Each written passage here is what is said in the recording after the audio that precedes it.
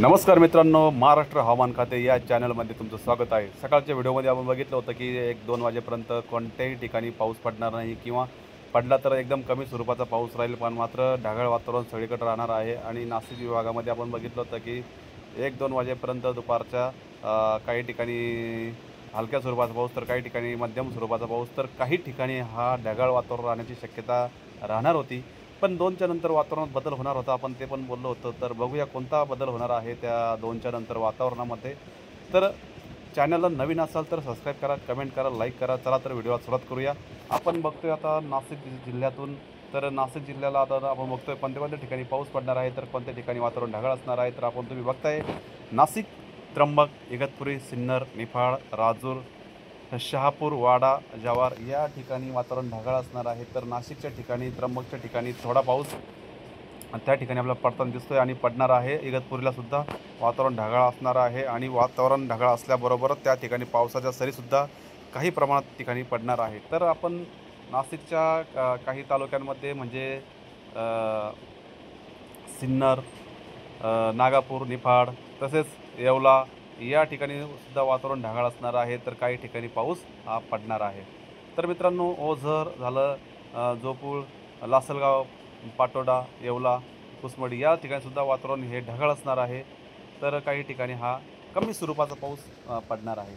तर तसेच कोपरगाव साईड झालं, संगमनेर, श्रीरामपूर, राजूर, राहुरी, तसेच गंगापूर, तलवड, कन्नड साईड, तसेच संभाजीनगरचं काही भागामध्ये जर बघितलं तर गंगापूर, पैठण, भगूर, गोंडेगाव, अंबड, जालना या ठिकाणी पावसाला सुरुवात होऊ शकते किंवा त्या ठिकाणी मध्यम स्वरूपाचा पाऊस त्या ठिकाणी पडू शकतो। आपण बघू शकतो पैठण साईड त्या ठिकाणी पाऊस पडू शकतो।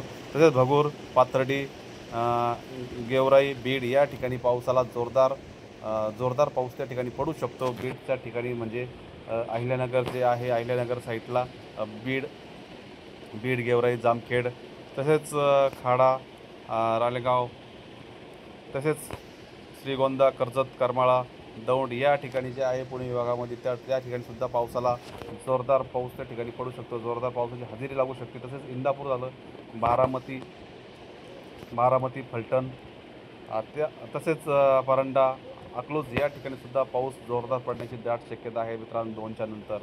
तर हे वातावरण रात्रीच्या किती वाजेपर्यंत हा पाऊस तसाच चालू राहणार आहे किंवा कोणत्या ठिकाणी पडणार आहे हा पाऊस, तर ते पण आपण बघणार आहे। तसेच आपण जर मुंबई किनारपट्टी, कोकण किनारपट्टी म्हणतो आपण त्याला, तर त्या ठिकाणी जर पाहिलं तर रत्नागिरी, दापोली, सातारा, तसेच सांगली, तसेच पणजी या ठिकाणी जोरदार पाऊस होण्याची दाट शक्यता आहे मित्रांनो। आणि त्याचबरोबर वारे पण वाहण्याची दाट शक्यता आहे। तसंच मुंबई, पालघर, वलसाड या ठिकाणी सुद्धा ढगाळ वातावरण असणार आहे आणि मध्यम स्वरूपाचा तर काही ठिकाणी कमी स्वरूपाचा पाऊस त्या ठिकाणी पडणार आहे। तसेच मालेगाव, जळगाव, नंदुरबार, बडवानी, खंडवा, इंदोर, बैतूल, सुरत, वडोदरा, भावनगर या ठिकाणी वातावरणसुद्धा ढगाळ असणार आहे। पण त्या ठिकाणी एकदम कमी स्वरूपाचा पाऊस आपल्याला पाहायला मिळणार आहे मित्रांनो, तो 2च्या सुमाराच्या नंतर। तसेच आपण इकडं जर बघितलं अहिल्यानगरमध्ये, तर राहुरी, गोंदेगाव, भगूर, पाथर्डी, तसेच राळेगाव, खाडा, शिरूर, अलकोटी, घारगाव, जुन्नर, मंचर या ठिकाणी सुद्धा वातावरण हे ढगाळ असणार आहे मित्रांनो आणि काही प्रमाणात पाऊस त्या ठिकाणी पडणार आहे। तर अहिल्यानगर या ठिकाणी हा पाऊस 1.3 सेल्सिअस मीटर इतका पडणार आहे आणि हा पाऊस असा इतका पण जोरदार नसणार आहे, पण पाऊस त्या ठिकाणी पडणार आहे। तर हा पाऊस संध्याकाळी 6-7 नंतर, 8 नंतर किंवा 9 नंतर किती प्रमाणात असणार आहे किंवा कोणत्या ठिकाणी पडणार आहे, आपण त्याचा पण थोडासा आढावा घेऊया।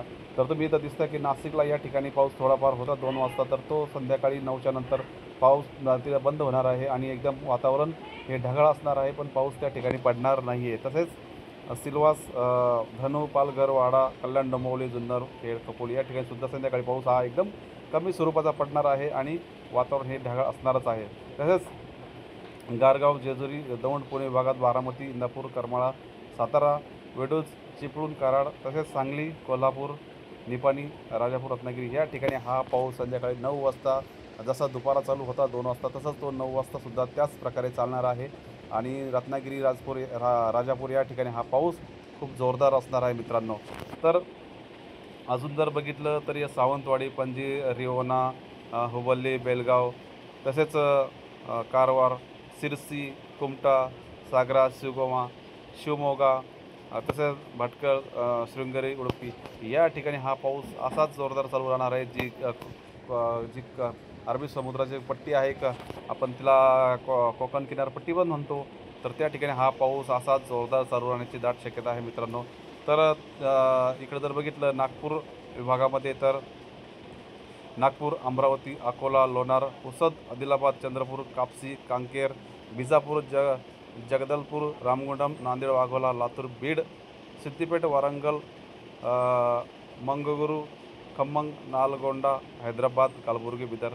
तर या ठिकाणी संध्याकाळी 9 वाजता हा पाऊस असा जोरदार चालू राहणार आहे मित्रांनो. आणि त्या ठिकाणी त्याचबरोबर वारासुद्धा त्या ठिकाणी वाहणार आहे.